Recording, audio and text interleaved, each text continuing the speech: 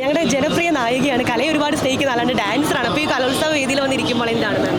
ഇല്ല, ഞാൻ ഒരുപാട് നാൾക്ക് ശേഷമാണ് ഒരു കലോത്സവ വേദിയിൽ വന്നിരിക്കുന്നത്. അപ്പോൾ ഇതിനു മുമ്പ് കലോത്സവ സമയത്തൊക്കെ ഞാൻ എപ്പോഴും മുമ്പിലിരിക്കുകയും അല്ലെങ്കിൽ പാർട്ടിസിപ്പേറ്റ് ചെയ്യാനൊക്കെ ആയിട്ട് ഞാൻ എപ്പോഴും ഉണ്ടായിരുന്നു. അപ്പോൾ ഇവിടെ ഇരിക്കുന്ന സമയത്തും ഞാനിങ്ങനെ ഒരുപാട് ഓർമ്മകൾ മനസ്സിൽ കടന്നു പോകുമായിരുന്നു. വന്നൊരു ഓർമ്മ എന്താണ്? എനിക്ക് നമ്മളുടെ ഗ്രീൻ റൂം ആയിരുന്നു ലാസ്റ്റ് ടൈം പ്രാക്ടീസ്.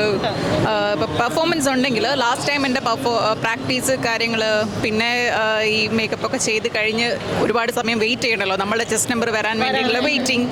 അതല്ലാതെ കാണി മാത്രമായിട്ട് നിൽക്കുവാണെങ്കിൽ ഓരോരോ വേദിയിലായിരിക്കും പല പെർഫോമൻസ്. ഇപ്പോൾ മോഹിനിയാട്ടം ഒരു ഭാഗത്താണെങ്കിൽ അപ്പുറത്ത് വേറെ കുച്ചിപ്പുടിയായിരിക്കും.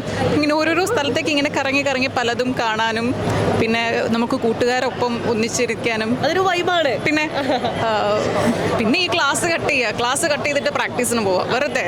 അതാണ് നമ്മുടെ ഒരു സന്തോഷം. അതെ, ഞാൻ ഒപ്പനയിലൊക്കെ നിൽക്കുമായിരുന്നു. ഗ്രൂപ്പ് പെർഫോമൻസ് ഞാൻ ഒപ്പനയിൽ നിൽക്കുമായിരുന്നു. ഒപ്പനയിൽ ഞാൻ ബ്രൈഡാണ്. എനിക്ക് ശരിക്കും പ്രാക്ടീസിൻ്റെ ആവശ്യമൊന്നുമില്ല, പക്ഷേ ക്ലാസ് കട്ടയെ ഞാനായിരിക്കും അവരെ പ്രോത്സാഹിപ്പിക്കുന്നത്. Thank you so much. Thank you so much. വിലപ്പെട്ട 10 സമയം ഞങ്ങളോട് ചെലവഴിച്ചു. Thank you. Bye.